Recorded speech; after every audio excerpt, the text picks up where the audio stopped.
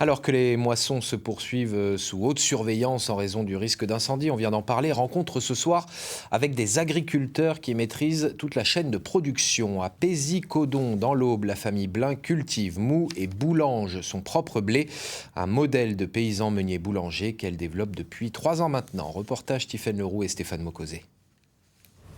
Tu la vois un peu la diff là, après le passage de roue? Il moissonne les blés avec l'aide de son cousin. Sur son exploitation du Pays d'Hôte, Cyril Blin le constate, les rendements sont inférieurs à la moyenne du fait de la chaleur. Et en ce moment, le cours du blé n'est pas très rémunérateur.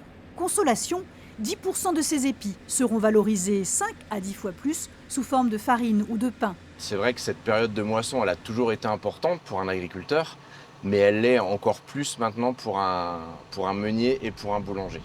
Cyril Blin a d'abord décidé d'acheter un moulin. Et quand le boulanger du village a voulu arrêter il y a 3 ans, son fils Mathieu s'est découvert une passion pour le métier. Il est régulièrement assisté par sa sœur étudiante. Comme dans le champagne, le boulanger doit composer avec une matière première qui évolue. Là, nous, on rajoute aucun artifice dans notre farine. C'est le blé brut avec le son. Il n'y a aucun produit correcteur, donc c'est à nous de nous adapter en fonction des années. Un blé qui a plus de protéines, un blé de tous les ans, on doit se réadapter en fonction de la moisson.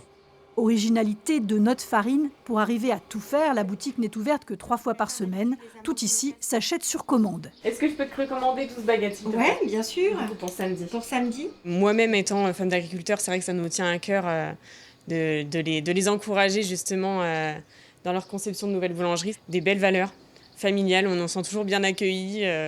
Franchement, c'est une très très bonne boulangerie et ça fait du bien d'avoir ça justement près de chez nous. Isabelle Blin était infirmière, reconvertie à la vente et à la pâtisserie. Elle est fière de l'engagement familial. Pour l'instant, on arrive à lisser les investissements, lisser les dépenses, mais on a quand même cette fierté d'avoir pu salarier notre garçon. Il y a un vrai levier qui est possible. C'est la raison pour laquelle on a la motivation pour développer ce concept. Donc oui, on peut en vivre, mais le modèle reste fragile. La famille Blin aimerait un nouveau laboratoire pour accueillir la pâtisserie et des apprentis en 2027. Même si cette moisson n'est pas la meilleure, l'entreprise voit toujours plus loin.